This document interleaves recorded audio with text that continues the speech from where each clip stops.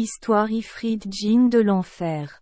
Une espèce de djinn de l'enfer, célèbre pour sa force, sa ruse, sa cruauté et sa cruauté.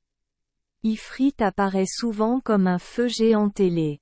Il se cache souvent dans des endroits sombres et sales comme des puits ou des ruines en ruine, et on dit aujourd'hui que l'on peut rencontrer Ifrit dans des usines abandonnées ou des bains publics délabrés. Il est important que lorsque vous entrez dans de tels lieux, vous devez réciter des prières pour éviter les attaques des Ifrits, en particulier contre les femmes, car les Ifrits prennent souvent des femmes mortelles pour épouses. Les Arabes croient que les Ifrits ont été créés par Allah avant les humains et peuvent être considérés comme une petite branche des djinns. Cependant, les Ifrits sont souvent de nature plus forte et plus rebelle que les djinns normaux. Ifrit a une forme très bizarre avec de grandes ailes et une apparence hideuse qui terrifie les humains. D'après les descriptions anciennes, Ifrit possède parfois des cornes ou des crocs. Pendant ce temps, de nombreuses autres descriptions mentionnent qu'Ifrit a la capacité d'apparaître sous n'importe quelle forme, qu'elle soit humaine ou animale. En particulier, s'il est sous forme humaine, Ifrit choisit souvent l'apparence d'être brûlé par le feu. C'est pourquoi les habitants du Moyen-Orient appellent parfois les personnes d'ascendance africaine, Ifrit. Les armes n'ont aucun effet sur Ifrit. Seule une magie puissante peut être utilisée pour tuer ou sceller Ifrit. Selon la mythologie, Ifrit est le premier groupe de créatures qu'Allah a créé à partir d'un feu sans fumée. C'est pourquoi les Ifrits sont très fiers de leur origine. Lorsque le premier Adam humain est apparu, les Ifrits ont exprimé leur opposition, ne voulant pas vivre avec ceux créés à partir d'argile fragile. Même un puissant Ifrit, Iblis, a refusé d'accepter la faveur d'Allah pour Adam. L'acte de désobéissance d'Iblis a amené Allah à bannir cet Ifrit. Cependant, même s'il était coupable d'un crime grave, Iblis n'a pas été condamné à mort et n'a dû qu'attendre le jour du jugement dernier. Et cela donne à Iblis une grande haine envers les humains. Depuis lors, ce puissant Ifrit a toujours essayé de trouver des moyens de conduire les gens sur une voie pécheresse et mauvaise.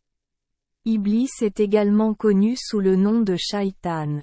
Bien qu'il joue un rôle équivalent à celui de Satan, selon l'islam, Iblis n'est pas un ennemi d'Allah, car il mourra également avec d'autres âmes qui s'opposent à la création d'Allah.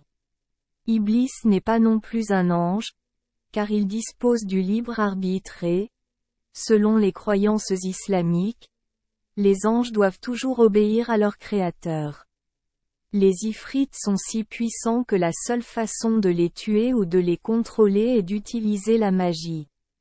Parce que les Ifrits ne sont pas des créatures magiques, ils peuvent facilement être manipulés par des personnes magiques, les transformant en esclaves. Souvent, les gens utilisent la magie pour lier Ifrit ou djinn à certains objets. Par conséquent, quiconque possède des objets liés à Ifrit a le droit de les commander, l'obligeant à les servir. Comme l'histoire d'Aladin dans de Scheherazade, à propos d'un pêcheur qui a attrapé une bouteille, a accidentellement libéré un dieu et ce dieu avait l'intention de tuer le pêcheur.